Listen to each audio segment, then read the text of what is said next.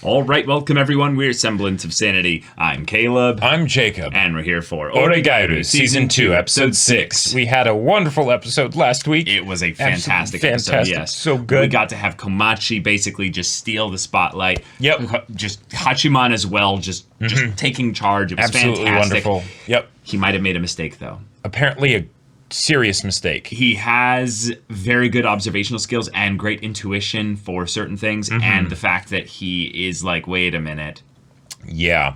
Why? Whoa! I might have things gone horribly wrong. But there are no save files in life, and even if you had the opportunity to go back and load a save and change your decision, would that change your life? No. Nope, not at all. No. And whether that's the bad thing is that, like, you know, Yukino's situation and whatnot, because of that whole kerfuffle and the fact that things weren't resolved with her, or would it be the fact that maybe someone will find out that the Twitter accounts were fake and then it'll blow up even worse, you know, or who knows? But there's a lot of ways this could go. Yeah. But the one way that it seems like it won't go wrong is that so far, right now, Hachiman and Yui, they good. It's true. They good. You're that right. means how bad can it really be? Oh, boy. Famous last words. He asked the question. So, y'all, without further ado, let's find out how bad it can be. All right, everyone, now be sure to go check out the reaction portion of the video in the description below, then come back here for the discussion.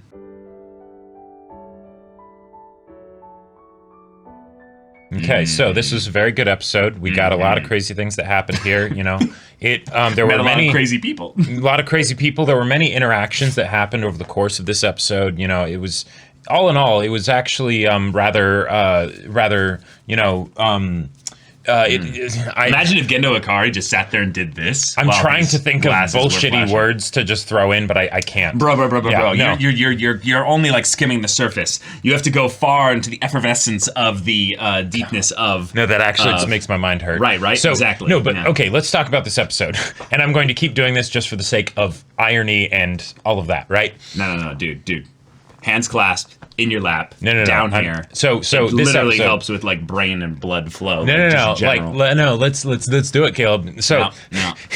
I refuse. So I feel like this episode can basically be kind of broken down into about 4 major character components, right? Yeah. And all Hachiman interactions. All Hachiman interactions, not necessarily of the same size, right? Because things were split up quite a bit this episode. There's all the stuff with Yukino and Yui, right?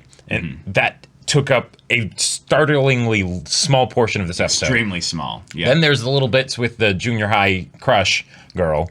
And then, of course, Iroha, who basically stole most of the screen time of this episode. Kaori is the junior high crush. Kaori, that's right, yes.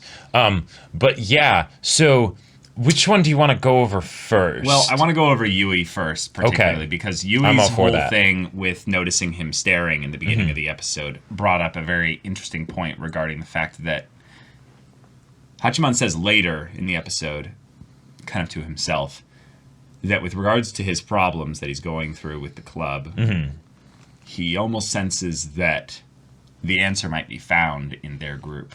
Right. Yeah. And him staring wasn't some specific stare. He wasn't staring specifically at any one of them. Right. It was just observing the group as a whole. Yeah. Yep. And I would say on some level, this is kind of his typical angle. He's either not interacting in any way at his desk and then just kind of enjoying his quiet time, or he's actively turning on his little, Hachiman gaze and not really judging them in any way necessarily, just but trying to assess. Yeah, and making sure that everything is, at the very least, probably good for him. His survival. Glean techniques, information and all that. Yeah. And in this case, we have one of the people in this group who really cares about him. So of course she notices that he's staring. Yep. And is also maybe wondering, like, wait, is he staring at me? Like, wait, what's going on? Yeah. While they're talking about Christmas stuff. Now, setting up Christmas as a future plot point gets me and Jacob very excited. I don't think I have an experience with a Christmas episode in anime that I didn't like. True. Like, yeah. And that's not not to say like, that where, things didn't happen that were, heartbreaking, things like that. But like, just like beach episodes are already like really high, but Christmas episodes are like up here. Are my favorite like categorical kind of anime episode basically out there, I think. For the one-offs, Yeah. It's so good because whether you're talking about like the romantic side of Christmas and stuff like that, or with the Christmas Eve and everything, or the Christmas Day and the sort of spending time with people and all of that stuff, I love it. Right? And I also just love snow in general. So anime all have this kind of agreement, it seems, to make the Christmas episodes extremely important. Not necessarily that they feel good 100% of the time. Calling back to something like Ping Pong, the animation, where it feels good and it feels horrible at times. Right. But if this show did a Christmas Eve Christmas episode, I can see it being one of the more painful ones, if anything. And I think, so this is also another way to sum up why I think I love the Christmas episodes in anime so much. Not just the fact that, one, if there isn't a reason to have a Christmas episode, the anime will usually skip it. It won't actually do it, right? So it's not like a beach episode or a festival episode where it's just, you can expect that's going to be in there. Right. But also, the fact that snow... fresh beginnings, so a lot of character growth moments and stuff can happen when there's snow covering everything, right?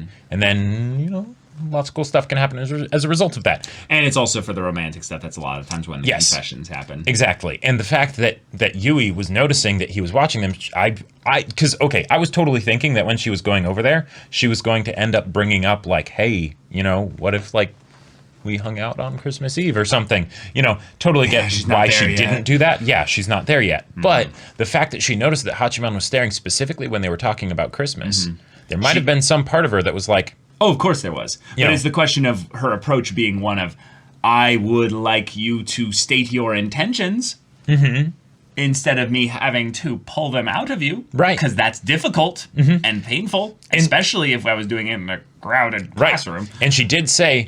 let's walk to the club together, and she was going to say something, and then she didn't, and that very well may have been something along those lines. Yeah, I think she's been trying multiple times to summon up the courage, basically, to say something in this regard, and she keeps kind of self-sabotaging.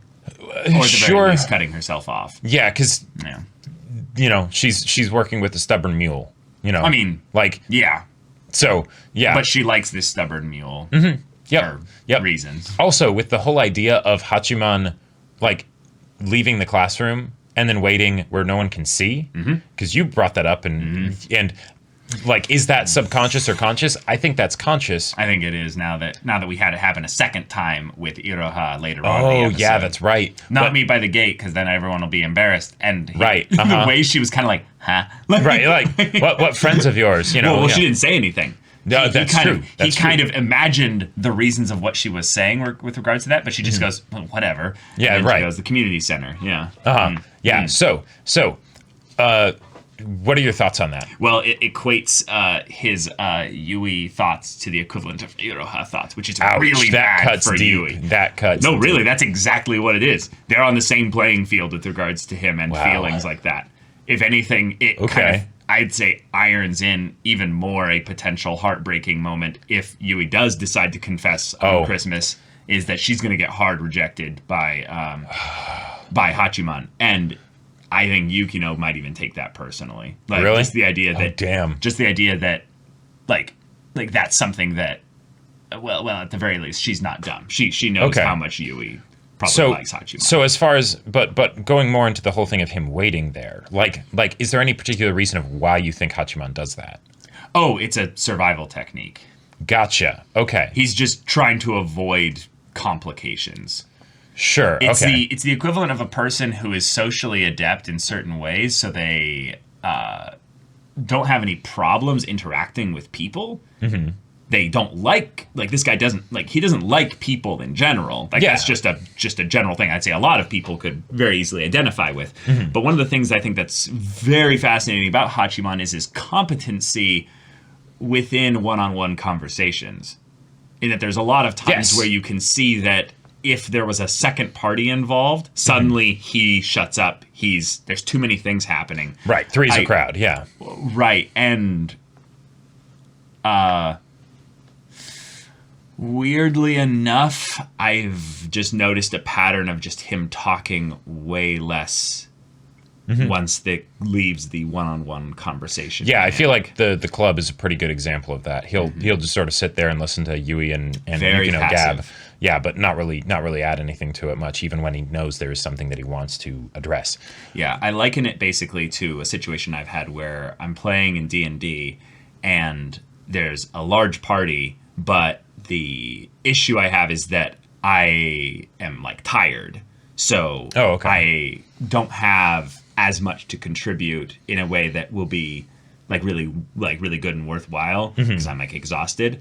But if the party was down to like 2 people instead of 2 other people, so 3 in total instead of like 6 or 7, then it would be much, much easier. Sure. And thus Hachiman's probably doing a subconscious little cost benefit analysis to him, speaking up, and he's like, yeah, they've got it. They're gonna. I don't need to talk here, so I won't. Yeah. Right. When Sai came in, though, he did seem to. That is true. That is true. And he was putting an active effort into that, which I feel like is something where it's showing that Hachiman is growing and attempting to grow, but old habits die hard, I feel like. Or it's also part of the gag of where he's always very excited to have Sai be around in general. Yeah. And does the extra enthusiastic invites to always come by the club. But the thing that I'm curious about with regards to him waiting out of sight, how much of it is something that is something where he's trying to directly protect himself of not having people be like, oh, you're waiting or whatever, versus the assumption that people will have a low enough opinion of him that it is a burden to the person that he's waiting for if he waits in sight of other people. Because he doesn't have too many friends, right? Like, he doesn't have too many people that if they saw him specifically doing something, they would have any care about him. The problem is that the other people, little does he know. Yeah. But it's all about the other person that he's hanging out with, right? Yeah, totally.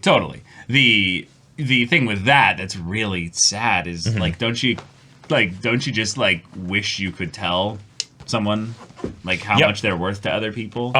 Yeah. And the fact that all these people are asking him to do these things, which means they want them. Yeah. But he maybe looks too much into the things that they're saying to where he doesn't believe them 100% of the time. Yeah. Or he feels like he knows better what they want than even what they do. He's given reasons to why people love him, shoot. Because Yui, he knows how highly Yui thinks reference. Of him, right? Oh, he knows, good. right? She's told him, several times, right? It's gotten to the point where it's like, it's no question in his mind, but it's still something that's uncomfortable to address and face, so he doesn't, right? Yeah. But Also, then Yui's little bit once they get to the club room, and she yeah. And then, hello, Yukino. That whole thing of, that kind of drained her, the little walk over here. Oh. And now she has to put on the persona of, I'm really happy to be here because she wants this club to be. She wants this club to continue, but she also knows that with how Yukino is right now, Yukino is not going to be carrying her third of the conversation, basically, and Hachiman rarely does. So, Yukino's like, all right, I'll do it myself, and okay, put on all the energy and here we go. So this is the part that I wanted to focus on a little bit. When they're having the conversation where we get the Hachiman barely kind of engaging kind of bit here, Yui's mentioning directly what happened before with Sai.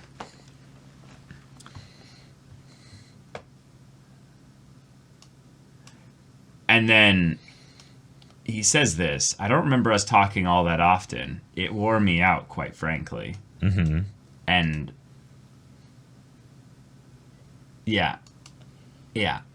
And that it wore you out when it was Yui was the one that came into the room and had the So interesting. How much do you think that this wearing out kind of thing might be shared by all of them. Oh, I think it totally is. I think that's what's happening with Yukino as well. Right, because the whole idea of Yukino being like, okay, well, if this is how it's going to be, then it will just not change, and here we go, and this will be the situation, and I'll have this same frozen smile. But the point is that it has already changed, and that's why Yui mentioned that I wish we could take on jobs like old times, you know. Mm-hmm. Because it's the acknowledgement, it's a subconscious acknowledgement, or, a Freudian slip, or whatever you want to call it, that, everything's changed and we're just in denial right now. So. Yep. So Iroha joining into this whole thing, bringing in her, hey, you guys, and specifically you, Hachiman, made this whole thing happen, and now I've got my first real, project, task, or what have you. And I don't want to bring it up to Hayama because it actually could involve a lot of work, and that won't be as cute because then it could just be an annoyance. Yeah. Wow. But we get a moment where Yukino's veneer accidentally is revealed to, not her veneer, but her her composure, her the fact that she's on autopilot. Yeah, and everyone else noticed for a second. And it took a long-ass time for her to realize it. Yeah. Yeah. Now, when she says, just like good old times, we can, give it a shot, she looks over to Yukino, and Yukino just has this look of like... Yeah. She does not look excited about this. She does not look like she wants to do There this. is no ounce of, paladin energy, charge forth, and nope, none of it. So right now, Yui's in the situation where she's being forced to realize that things have changed.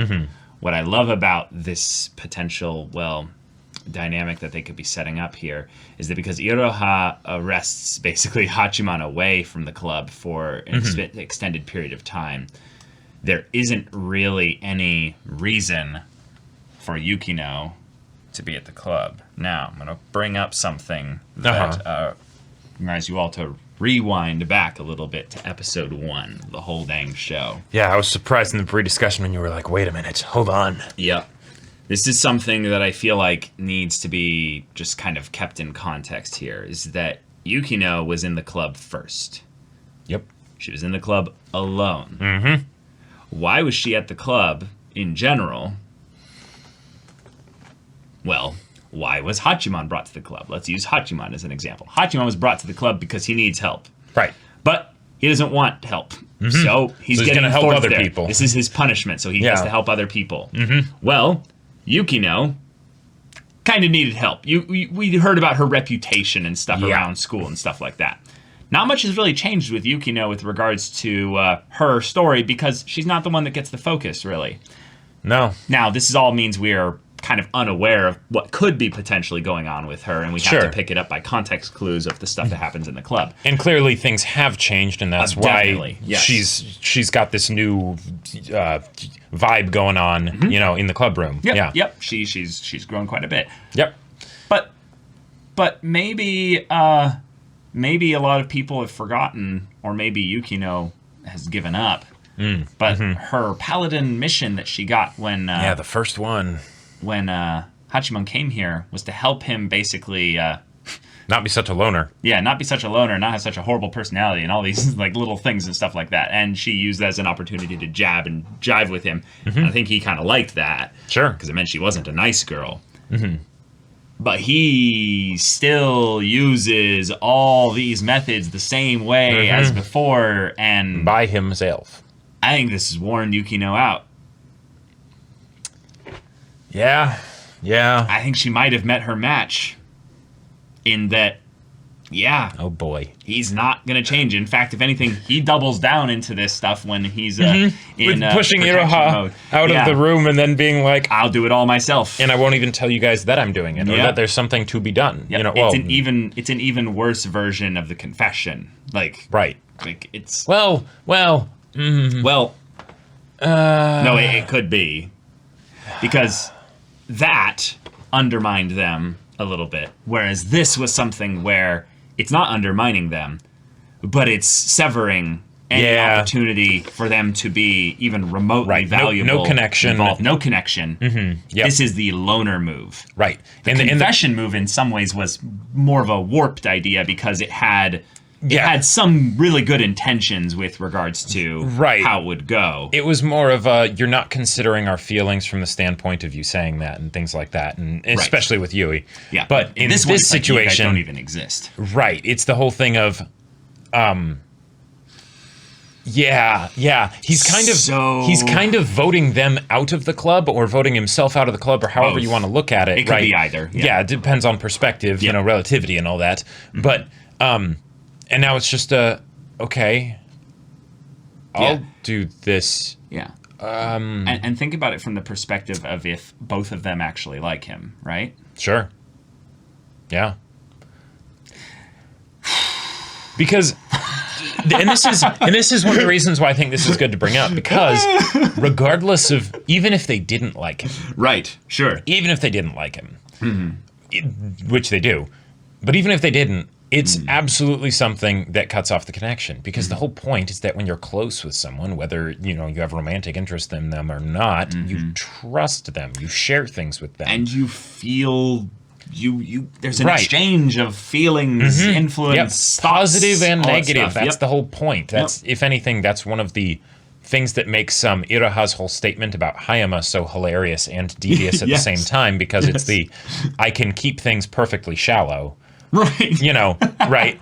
Oh, my God. Because if she had actually brought him into that, who knows? Maybe he would have been annoyed by that. But if he hadn't, nothing risked, nothing gained. If he hadn't, that would have been potentially some pretty serious bonds forged in the fires of dealing with these gesturing numbskulls, Yeah, and if actually this thing goes through with a lot of engagement with Hachiman, those rejections keep getting to be more positive. Right. She is going to eventually, in my opinion, end up liking him. Because spend enough time with someone and eventually, you'll end up loving them. Yeah, like even if there's in some way. Yeah, even if it's a thing of where you end up eventually hating the person. Oh yeah, there's going to be two sides of the there's same going coin, to be a point where I would say most of the time it usually goes like this: is that in order to end up severely disliking someone that much, you have to have at some point had maybe some kind of reason to appreciate their presence or something. I would even say that you have to presently be appreciating their presence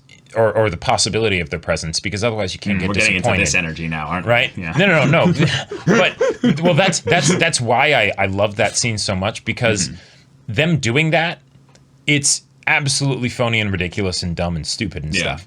But I don't want to necessarily go into intent, but the reason that it works is because if there was just no, as far as the facade of it, right? No, I know. I'm just is that if they just added little bits of detailed things to make it so that was actually there was something to that substance, because they're still spinning their wheels and thinking about it.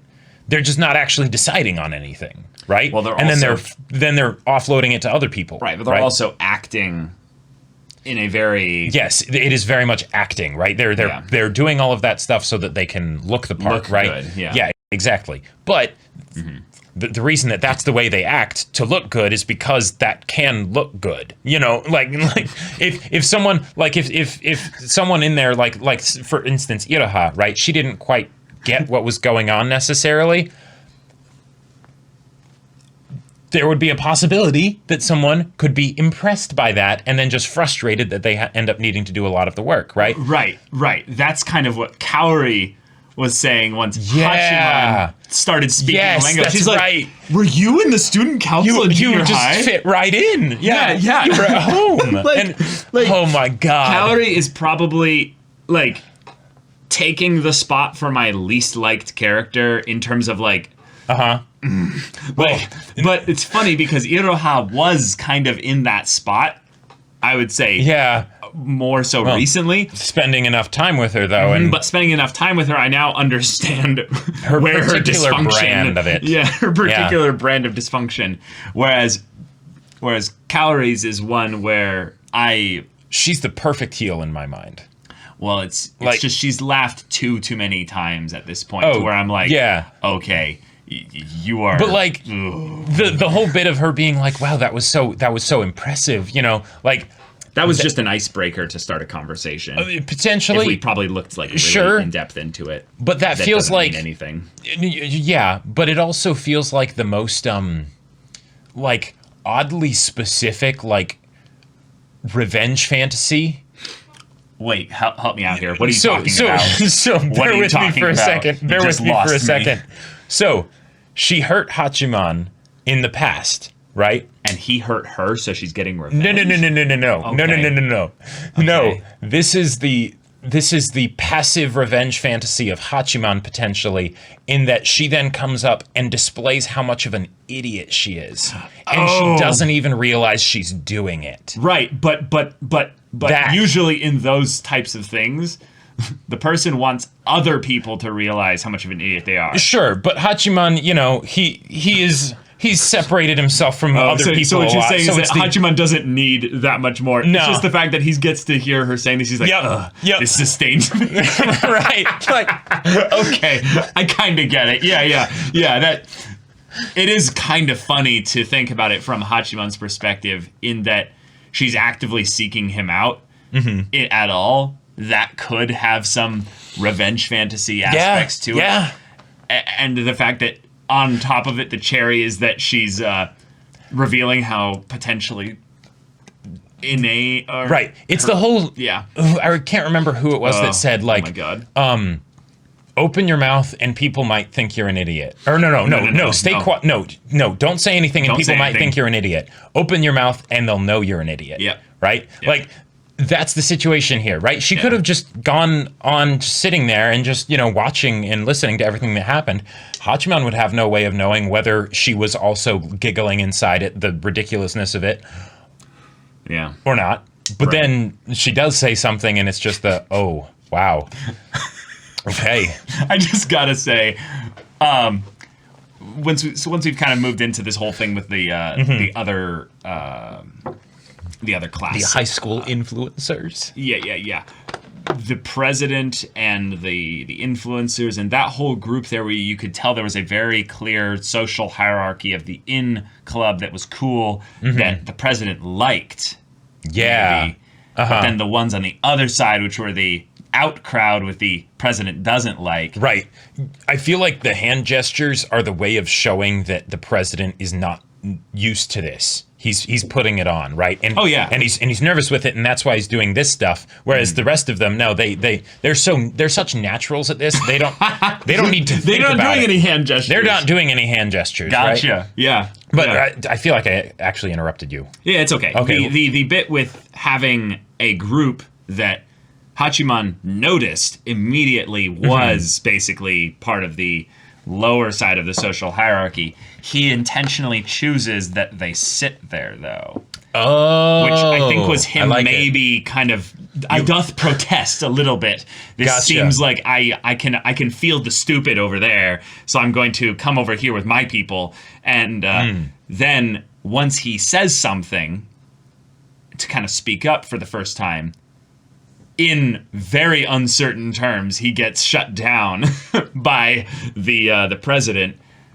But it was not what he was saying that got shut down. It was the fact that he didn't conform to the president's way of talking about these things here. Well, and so yeah. So I wonder specifically if this kind of just incidence of insanity that we've got going on right here is one where okay, people use certain communication styles, and some of them, yes, Hachiman, are absolute batshit insane, but that means that just because you can observe that they're using a different language, that doesn't mean that you can understand necessarily what they're saying. Well, now, he was able to replicate it probably in a bit of a mocking way.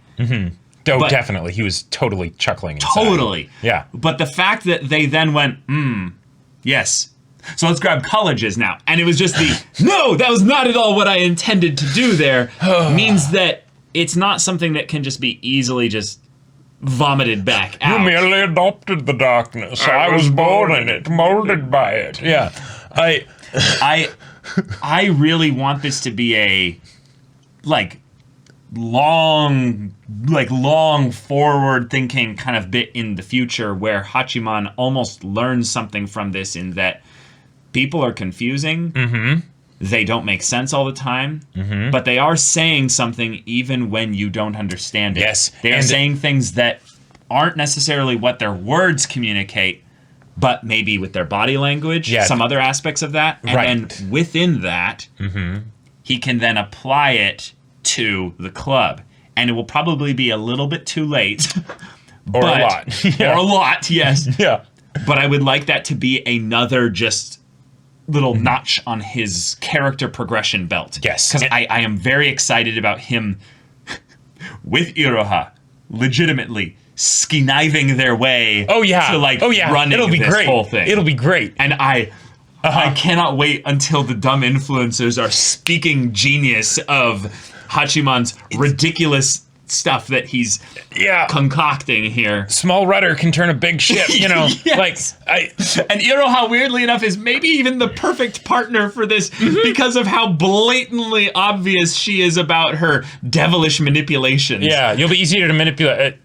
Don't even try, woman. The way Hachiman said that, oh my god, that was so funny. So, but with regards to the whole thing of him learning from this student council, I don't just want him to apply that with regards to the other club members. I want him to apply that with regards to himself, because a lot of the stuff that he's been doing up till now, there is internal consistencies within it, right?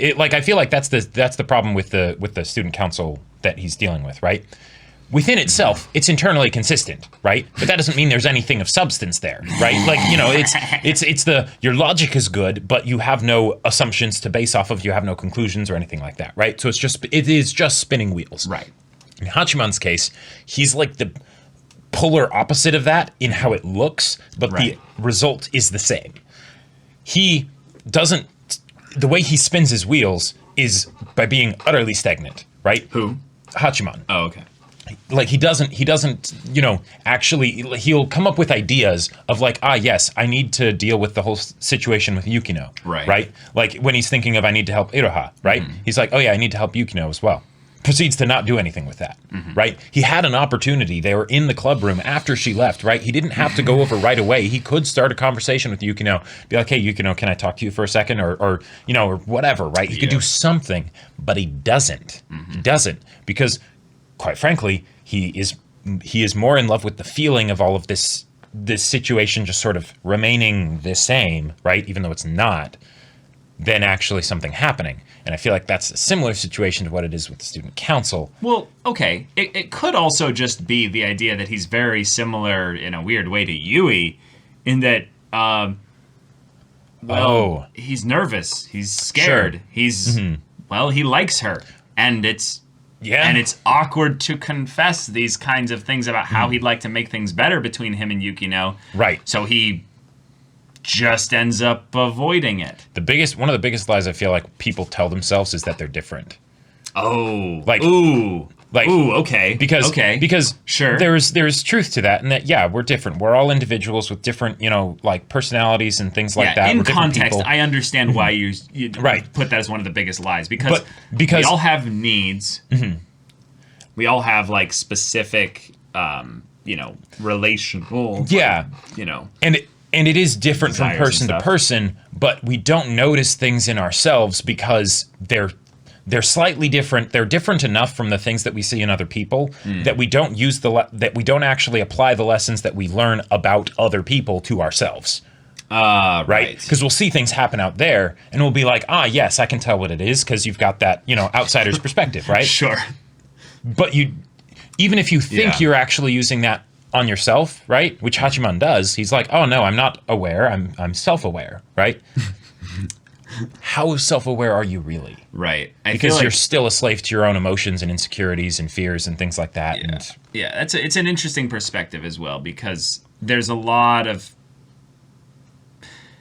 there's a lot of logic, I would say, to the idea of not actually being aware, but being more self-aware. I would say, logically speaking, it makes more sense that your closest source of truth is within you, because you actually don't have any filters that you can really put against a lot of the things that are within you. So you end up having to deal with you more often than not. And with other people, there's all these layers of indirection and things where you're actually not necessarily dealing with them as people and their true selves. You're dealing with whatever persona you're dealing with all forth. of this, Yeah. you know? Right. And with that being the case, I think for some... No, I love this. I hate it. It's great. Hate It's it so great. much. I think that it makes Hachiman's character one that's very easy to empathize with, because you understand those moments when you were the one that you feel like you were the only one who understood you. And other people just are these confusing messes. When it's all out there. That's yeah. And even when you come to the moments where you're like, no, I acknowledge where my flaws are. I understand that my flaws are here. Like you're saying, the idea of taking then the things that you do observe from other people and then applying those principles into the areas where you can directly see where the issue is within you and go, okay, it needs to be adjusted to fit me a little bit, but the principle remains. Applies in a lot of ways.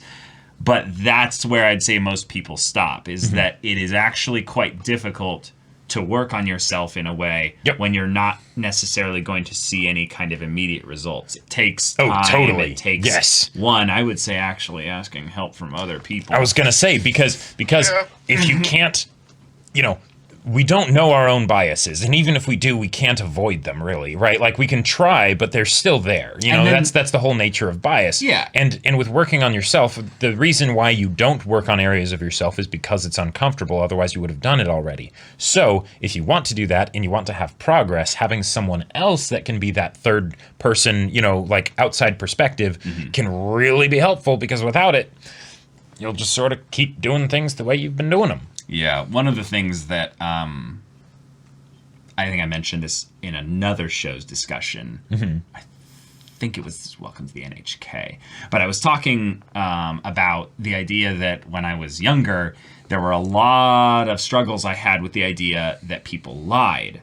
And it was something that I really feel like, because I didn't have a good nuanced kind of look at this whole thing and separating the idea of people putting on performances or being a little bit fake or being a little bit over enthusiastic or underplaying something and just equating it all to either lies or truth, when it's way more nuanced and there's a spectrum with regards to it as well, is that people do lie constantly, and you see it in basically little things like as simple as Iroha being like, oh, I can the thing there, and it's just like...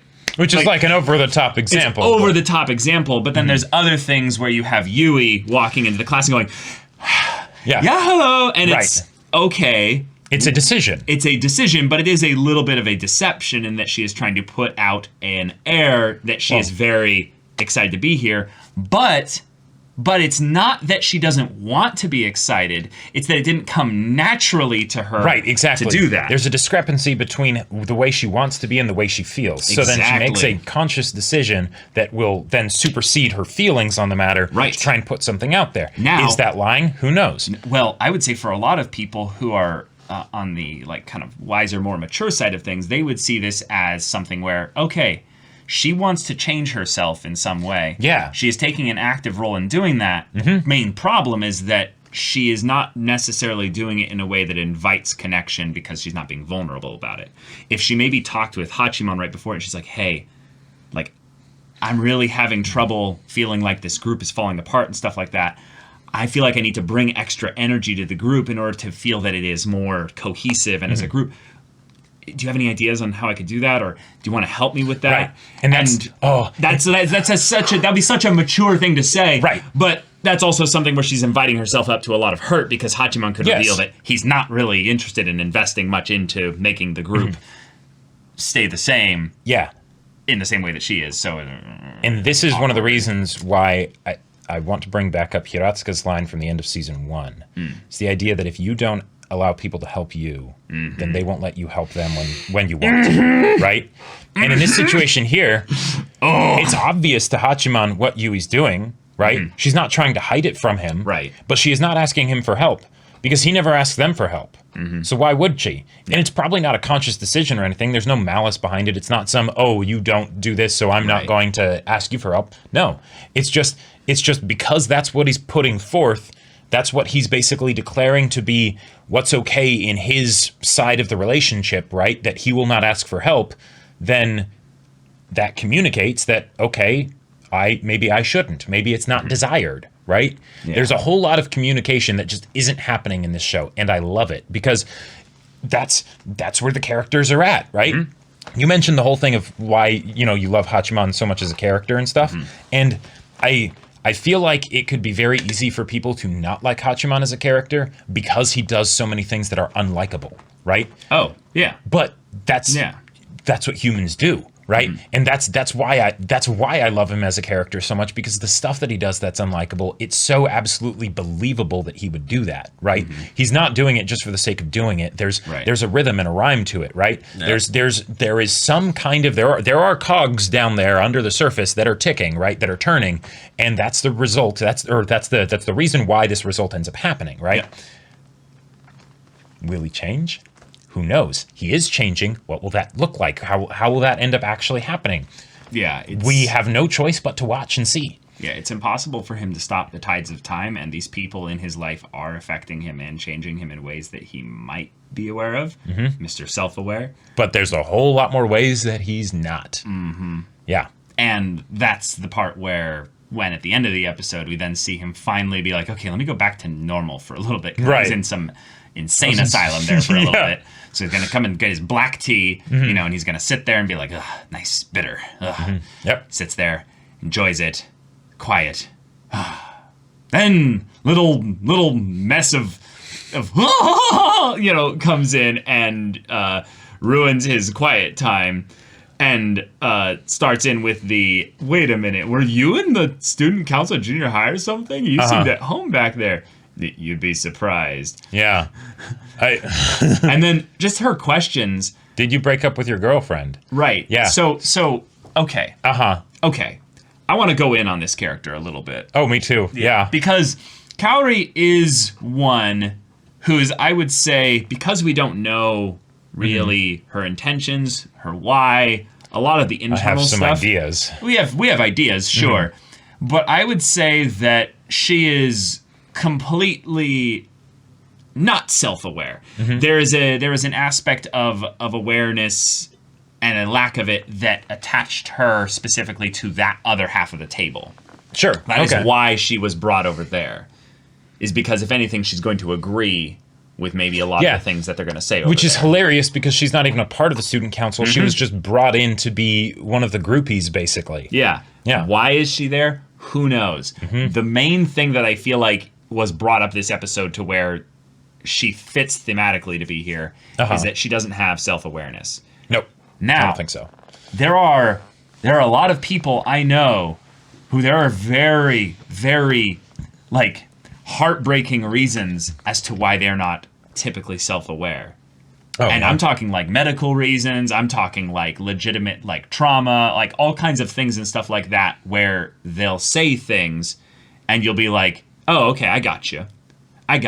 Because you assume one level of indirection just because of the person that you're talking with, so you don't take everything that they say 100% literally. Right, you try and figure out what their specific tint is. Right, and then you apply it. And you ask good questions because you're giving them the benefit of the doubt that obviously they don't mean that horrendously insensitive thing that they just said. Sure. And this is something that I feel like could be huge for Hachiman if this is a part of his character growth, is that she's so over the top with this, with the laughing and stuff. Yep.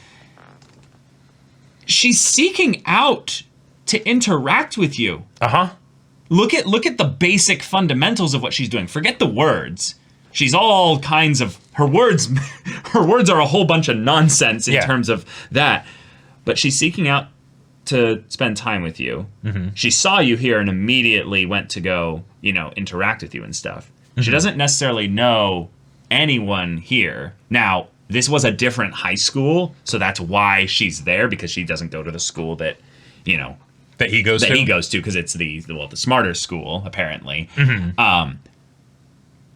But the fact that she's here, engaging with him, asking him questions that are awkwardly too personal. Like, sure. She does not have any general social framework upon which he should respond to these answers other than, that's too personal. Can you back off, please? But, Yeah. So, I actually really like her as a character. Yeah. I'm starting to like her a lot more with every time she's on screen because... Okay.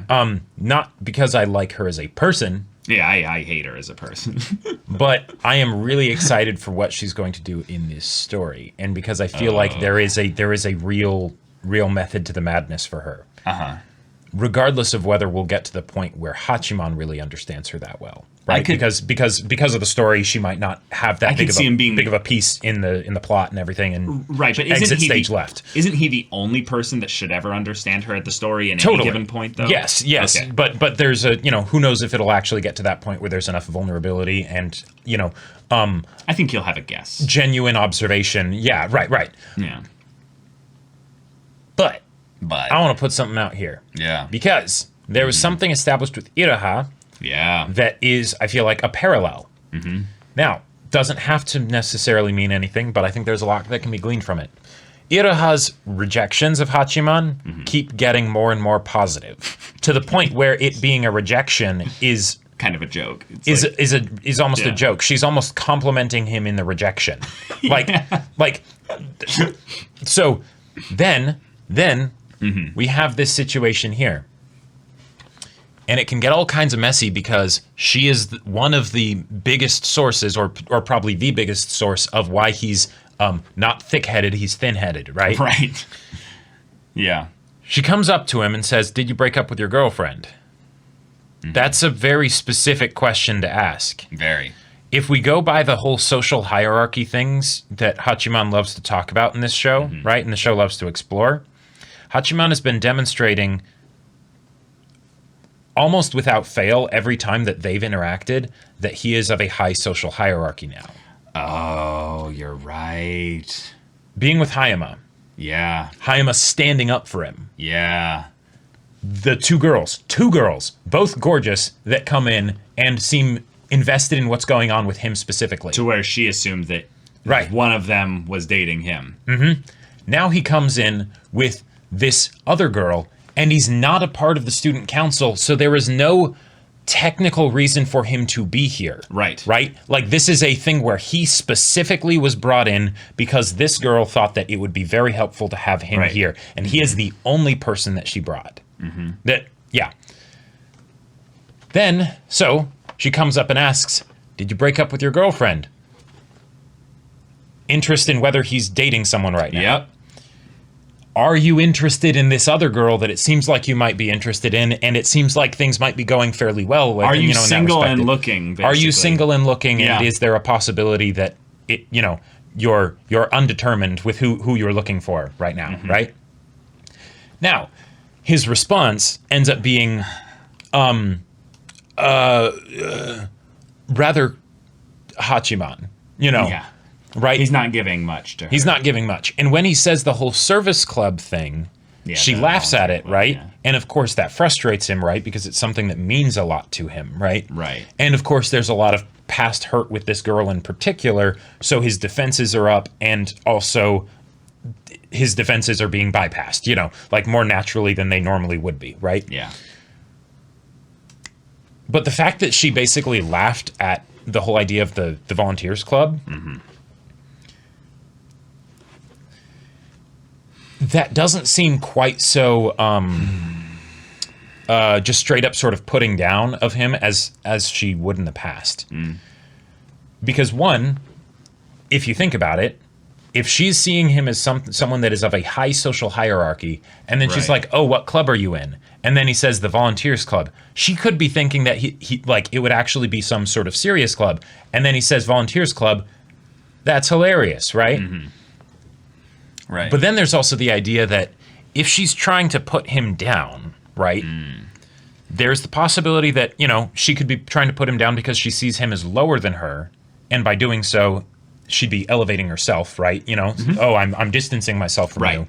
Or she wants to bring him down to her level. Right. Yeah. Because I want to be, you know, it's that negging basically, so that way I can, you'll accept that I am on your social level as well.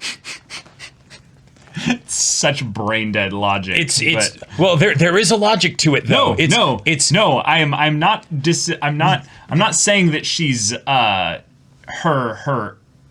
causal relationship between these things is not there at all. Right. I'm just saying that the actual intelligence behind it is non-existent. Like it is. It's incredibly shallow, right? It's far more shallow than Iroha even. And that's why that's again why the whole thing of like, oh, this feeling like a specific revenge fantasy sort of a thing, right? Of where she kind of is showing up and potentially showing that like you're my social superior now, you know, and then also showing how stupid she is, right? Like, yeah. So then if moving forward, regardless of whether she likes him or not, right? If she doesn't, and he ends up thinking that she does, oh my God, that is a whole mess of landmines, basically, for him emotionally, right? Yeah. If she actually does like him, I'm not sure which is more of a landmine. Well, okay, here's the first things first. Is she a nice girl? No. Right? I would almost say that she is his definition of a nice girl. Like, she's not actually a nice girl, but she puts on the front of being a nice girl, and that's how he ran into trouble. No. Okay. Does he see her as a nice girl? Sure, not anymore. Yeah. No. Right. No. Not at all. Not at all. Yeah.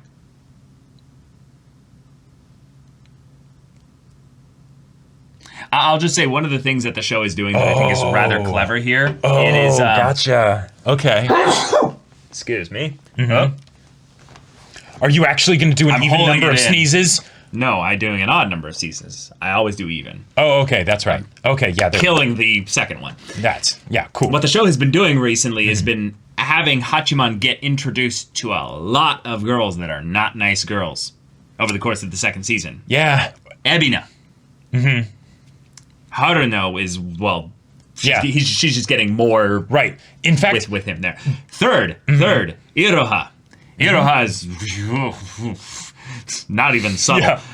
Then Kaori here. The list keeps getting bigger. Yep, and a lot of them are girls that would traditionally seem like nice girls, but then he ends up seeing, for whatever reason, the way that they very much are not. And you know what the reason why is? That he ends up seeing, I would say, their truer selves. Well, in Iroha's case, it's because she's not very good at hiding it. No, it's because they like spending time with him. Oh. Now, what was his problem in season 1? No one liked spending time with him. That's true. Yeah. For whatever reason, right now, he is more popular than he's ever been. Now, there's a lot of little reasons, but I'm not going to go and say it's one or the other. And all that, and right. But I know one that's definite.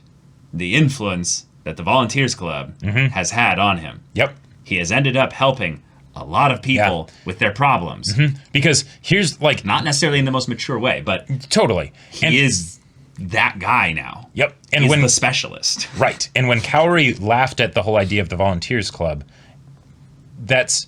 Iroha brought him here because, one of the reasons at least, was because he'd be easy to manipulate, right? He can be her sort of her slave in this regard, right? You know?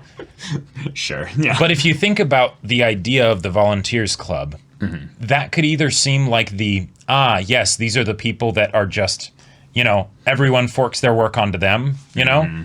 Or it's the one of, no, these are the badasses that solve everybody's problems.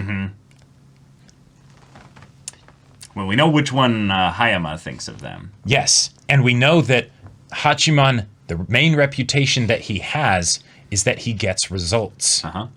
And Hiratsuka very much respects and values that. Yeah, and a bunch of the other students do too. Yes. Even if they don't like the methods, right? No. And in fact, most of the people that don't like the methods are the people that are working with him. I would say actually a lot of the people don't know too much about his methods. That's the reason why Yukino has most of the problems with him, is that she sees all the methods. And she's not just sees all the methods, she's seen him change. So she knows that this is not right. The fact that he is changing, but he's using the same methods, right, where he is capable of potentially using different methods if he relied on them, but he doesn't. So that's the dissonance. And here we have all these other people who are only getting half the picture of Hachiman. Right. And thus, it might look like a pretty badass picture. It could. Yeah. Yeah. And what will Hachiman do once he's forced to confront that? In whatever way it ends up, or shape it ends up taking, right? And how will he resolve things with Yui and Yukino? And oh my god, I have no idea, but I am so excited to find out. Yeah, this second season has been... Yeah. Everything I didn't even know I wanted. It was the most wonderful, extravagant... They're professionals at this, Jacob. Yeah, I know. The bullshittery it actually requires you to put a feet into it. In all seriousness, though, there is going to be a part of me whenever I do hand gestures now that's going to be like, wait a minute, am I doing the nonsense? Don't make it look like you're bouncing breasts. Like that's just what I'm saying. Like there's just the whole Megumin like yun slap. Yeah, exactly. Yeah. But y'all, thank you so much for watching this episode's reaction and discussion. If you want to see the next episode's reaction and discussion right now, though, go check out the link in the description below for our Patreon. You can get on early access there. You can watch full-length timer reactions there, and all this comes with Discord access, so you can chat with us in the community there about this show, about anime in general, and also be sure to check out our Twitch channel. That's right. We stream every weekday. The info's in the description. Yes, if any of that interests you, we'll see you there. But until then, we're Semblance of Sanity. I'm Caleb. I'm Jacob. And we'll see you all next time.